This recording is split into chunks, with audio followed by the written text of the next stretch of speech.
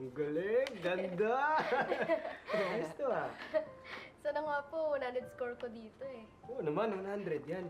Eh, puso pa. 101 na yan. Ako nga rin po eh. Sana maka 100 ako dito sa Chinese lion puppet ko. Para di na magalit si Papa. Siyempre, hindi na magagalit yung papa nyo, for sure. Kasi magagaling yung mga pamangkin ko. Lalo na yung sa scores nyo kanina sa tests. Taas kaya nun? 99, 98, 99 ka? Yes. Oh, 98. mababa ba yun? Dapat masaya kayo dun. Good job yun. Oh. Yes. Boom! Boom! Dito ka! Good job, good job. Patuloy mo na yun. Buti pa nga po kayo eh. Natutuwa. Si Papa hindi. Oo nga eh. Nagalit na naman sa atin si Papa. Taka.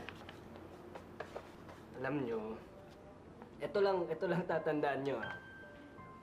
Ang poging tito Jackie nyo, kahit anong score nyo, proud ako sa inyo.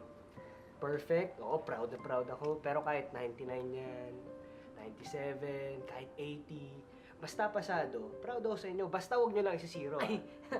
Promise Siya ah. po, hindi. Opo, hindi. Promise ah. Promise Huwag lang po yan, zero. opo. Yes. Good. Ay, yan oh.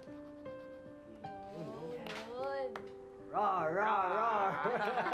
Ganda. Ganda. Ah, Yan talaga, hindi zero yan. Perfect yan. sana. Kabisado mo ba yung speech mo dyan, ha? Ay, oo naman po. Performing the lion dance in festivals and celebrations brings good luck and drives away evil spirits. Oh, galing.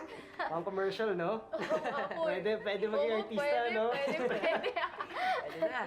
Teka, alam niyo ba yung kwento ni Lolo Teto nyo, about dito? Ano po yun? Ay, di pa nakakwento sa inyo? Hindi po. Uy.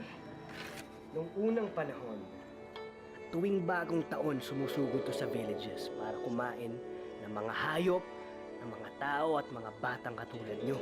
Hanggang sa nadiskubre ng mga tao na takot pala to sa bright lights, color red, and loud noises. At alam nyo kung ano pang nadiskubre nila? Takot pala yung creature na yun sa layon. Kaya, simula nun, kakampi ng mga tao ang layon sa pagpapalis ng bad creature na yun. At doon nagsimula ang lion dance. Dancing with the lion dragon also symbolizes our friendship with the dragon, di ba? Para hindi raw niya isipin na pinapalaya siya, edi makipagsayaw na lang sa kanya.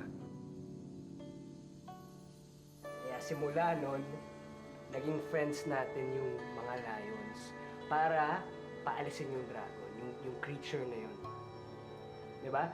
Doon nagsimula ang Lion dance? Lion dance. Doon nagsimula yun. Diba? Yung tradition na dance with the lion dragon, it symbolizes our friendship with the dragon. Kasi syempre, sino ba may gusto nang pinapalayas? So, imbis na palayasin natin yung dragon, diba, makisayaw na lang tayo sa kanya. Makipagkaibigan. Ganun.